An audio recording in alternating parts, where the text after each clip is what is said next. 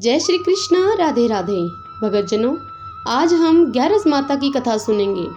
प्राचीन दंत कथाओं में ग्यारस माता की अनेक ही कथाएं प्रचलित हैं। उनमें से एक कथा इस प्रकार से है। बहुत समय पहले की बात है। एक गरीब ब्राह्मण था। वह ग्यारस का व्रत किया करता था। तब एक दिन ब्राह्मण की पत्नी कहने लगी कि आज आटा नहीं है घर में, बच्चों को खाना कैसे बनाकर दूं?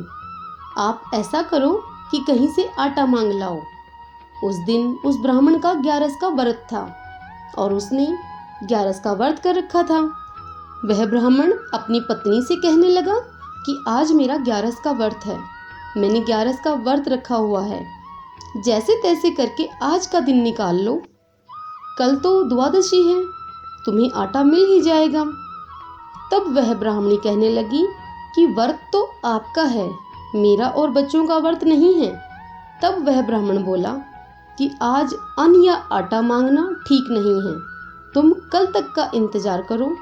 ब्राह्मण की यह बात सुनकर ब्राह्मणी कहने लगी कि मैं मेरे बच्चों को इस प्रकार भूख से बिलखते नहीं देख सकती। यदि आप आटा मांगकर नहीं ला सकते हो तो आपने ये जो ग्यारस कर रखी है इसे बेचकर ही आटा ला दो। तब ब्राह्मण कहने लगा कि ब्राह्मणी, ग्यारस भी कभी बेची जाती है क्या? ब्राह्मण ने अपनी पत्नी को समझाने का बहुत अधिक प्रयास किया, लेकिन ब्राह्मणी अपने पति की एक भी बात सुनने को तैयार नहीं और स्त्री हट करके वह जिद करने लगी कि मैं कुछ नहीं जानती, अपनी ग्यारस को बेचकर आटा ला कर दो। अब ब्राह्मण पत्नी से परेशान होकर ग्यारस को बेचने के लिए चल दिया। ब्राह्मण ने तुलसी का पत्ता तोड़कर पल्ले में बांधकर घर से निकल गया। तब रास्ते में उसे एक कुंवारी कन्या मिली। वह ब्राह्मण से कहने लगी कि दादाजी, आप कहाँ जा रहे हैं?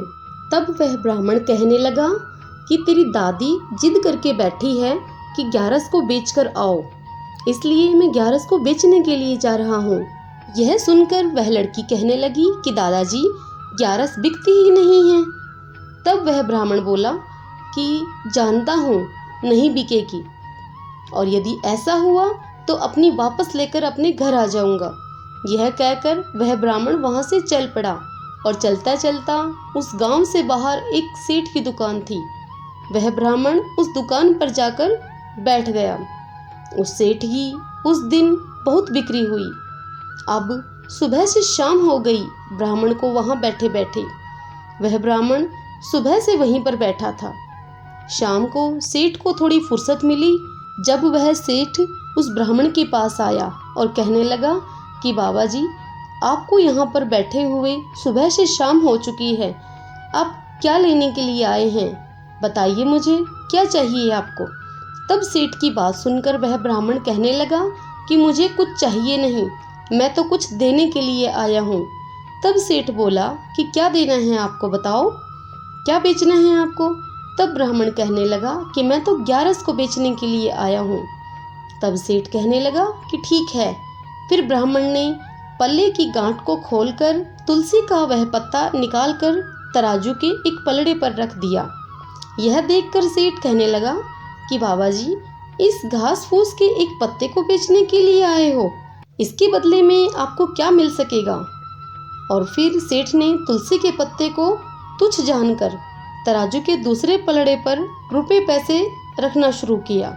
धीरे धीरे उस सेठ ने दुकान में जितना भी धन था सब पलड़े पर रख दिया, लेकिन जिस पलड़े पर तुलसी का पत्ता रखा था वह पलड़ा टस से मस भी नहीं हुआ। अब यह देख ब्राह्मण सेठ से कहने लगा कि बेटा, ग्यारस का पलड़ा तो बिल्कुल भी ऊपर नहीं उठा। तब सेठ अपने मन में सोचने लगा कि इस ग्यारस में इतना दम है, इसे तो मैं ही रखूंगा, चाहे इसके लिए मुझे और धन ही क्यों ना देना पड़े। और फिर वह ब्राह्मण से बोला कि आप कहीं जाना नहीं, मैं अभी आ रहा हूँ और धन लेकर। और फिर ब्राह्मण से ऐसा बोलकर वह सेठ भीतर चला गया। तब ब्राह्मण सोचने लगा कि मैं तो पहले से ही यह बात जानता था कि ग्यारस के बराबर कुछ भी नहीं है, ग्यारस भी कभी बिकती है क्या भला? ब्राह्मण ने तराजू के पलड़े से वह तुलसी का पत्ता उठा लिया और अपने पल्ले में रखकर बांध लिया उसे।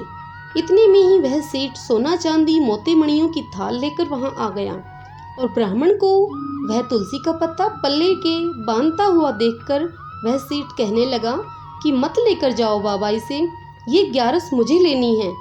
तब ब्राह्मण कहने लगा कि नहीं भाई, मुझे नहीं बेचनी है अपनी 11। सेठ के बार बार आग्रह करने पर भी ब्राह्मण ने उसकी एक न सुनी और वह ब्राह्मण वहां से वापस अपने घर की ओर चल दिया। तब रास्ते में उसे वही कुंवारी कन्या मिली और ब्राह्मण से वह कहने लगी कि दादाजी, क्या आप बेच आए 11 को? आप तो 11 को बेचने गए थे ना? तब ब्राह्मण बोला कि नहीं बेटा, मैं तो 11 को लेकर वापस आ गया। 11 को कोई बेचेगा भला? कहीं 11 भी बिकी है क्या? तब वह लड़की कहने लगी कि दादाजी, मैं तो आपको पहले ही कह रही थी कि 11 बिकती नहीं है। और फिर वह लड़की ब्राह्मण को गुड़ की डली देकर कहने लगी कि दादाजी, यह लो गुड़ की डली और आप इसको अपने घर के बड़े कमरे में ले जाकर रख देना। ब्राह्मण ने लड़की से वह गुड़ की डली लेकर अपने घर पहुंचा। तब उसने देखा कि बड़े कमरे के तो ताला बंद है और ब्राह्मणी ताला बंद करके घर से बाहर किसी काम से गई हुई है। तब यह देखकर ब्राह्मण ने उस गुड़ की डली को रसोई की कुंडी खोलकर रसोई में रख दिया और घर से बाहर किसी काम के वश चला गया। तत्पश्चात जब ब्राह्मणी घर में आई तो उसने रसोई की कुंडी खोलकर रसोई में वह धन का अंबार लगा देखा। तो उसने अपने बच्चों को बुलाकर कहा कि बच्चों, जाओ तुम अपने जल्दी से पिताजी को बुलाकर लाओ। जब ब्राह्मण के बालक ब्राह्मण को बुलाने के लिए उसके पास गए और कहने लगे कि चलिए, आपको माँ ने बुलाया है। तब ब्राह्मण मन ही मन सोचने लगा कि अब ब्राह्मणी मुझे बहुत कुछ सुनाएगी और गुस्से में भी होगी वो है, क्योंकि मैं एक गुड़ की डली लेकर ही वापस आ गया हूँ। लेकिन यहाँ से घर जाने में ही समझदारी है, नहीं तो वह यहीं पर आ जाएगी और मैं हंसी का पात्र बनूंगा। यह सोचकर ब्राह्मण शीघ्रता से बच्चों के साथ घर आया। तब उसने देखा कि ब्राह्मणी बहुत खुश हो रही है और घर में धन ही धन हो गया है। और फिर ब्राह्मणी ब्राह्मण से कहने लगी कि देखो देखो, आप कितना धन लेकर आए हैं। और यह कहते हुए ब्राह्मणी उसके पैरों को छूने लगी और बोली कि मैं तो आपको पहले से ही कह रही थी कि बेच आओ 11 को। यदि यह काम पहले ही कर लेते तो हमें भूखे मरने की नौबत नहीं आती। तब ब्राह्मण कहने लगा, भाग्यवान, मैंने 11 को तो बेचा ही नहीं है, अपने पल्ले के बांधकर यहाँ से लेकर गया था और अपने पल्ले के बांधकर ही वापस ले आया। अब यह सुनकर ब्राह्मणी बोली, फिर ये सब धन हमारे घर में आया कहाँ से? तब ब्राह्मण कहने लगा कि घर आते समय रास्ते में मुझे एक कुंवारी कन्या मिली थी और उसने मुझे एक गुड़ की डली देकर कहा कि इसे आप घर पे ले जाओ और घर में सबसे बड़े कमरे में ले जाकर इसको रख देना। घर पहुंचा जब मैं, तब तू बड़े कमरे को ताला लगाकर मंदिर चली गई थी। फिर मैंने वह गुड़ की डली रसोई का दरवाजा खोलकर रसोई में ही रख दी। भाग्यवान, अपने ऊपर तो यह 11 माता की कृपा हुई है। ब्राह्मण की सब बात सुनकर ब्राह्मणी सब समझ गई और भाव विभोर होकर ब्राह्मण से कहने लगी कि वह कुंवारी कन्या साक्षात 11 माता ही थी, जो आपको रास्ते में आते समय और जाते समय मिली थी। फिर ब्राह्मणी कहने लगी कि अब से जब भी 11 आएगी, हम दोनों जोड़े से 11 का व्रत नियम से किया करेंगे। और फिर वह दोनों ब्राह्मण ब्राह्मणी पति पत्नी 11 का व्रत पूरे भाव से विधि विधान से करने लगे।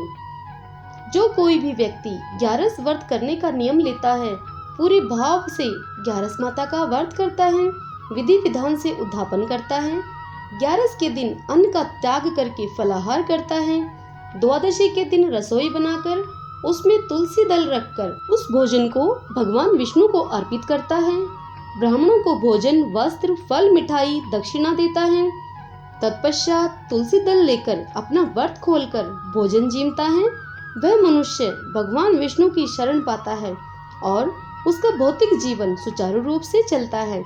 उसे किसी भी वस्तु का अभाव नहीं रहता जीवन भर और वह मरणोपरांत बैकुंठ में वास पाता है। 11 माता की इस कथा को कहने, सुनने और सुनाने वाले पर भगवान विष्णु प्रसन्न होते हैं। अपने नाम की चर्चा सुन भगवान विष्णु उस पर विशेष कृपा बरसाते हैं। 11 माता की कथा अनमोल है। एकादशी जैसा दूसरा कोई व्रत नहीं। कथा को कहना, सुनना और अन्य लोगों को सुनाना पुण्यदायी क्रम है। इस कथा को अपने आसपास के सभी लोगों को सुनाएं और इस दिन पुण्य कमाएं।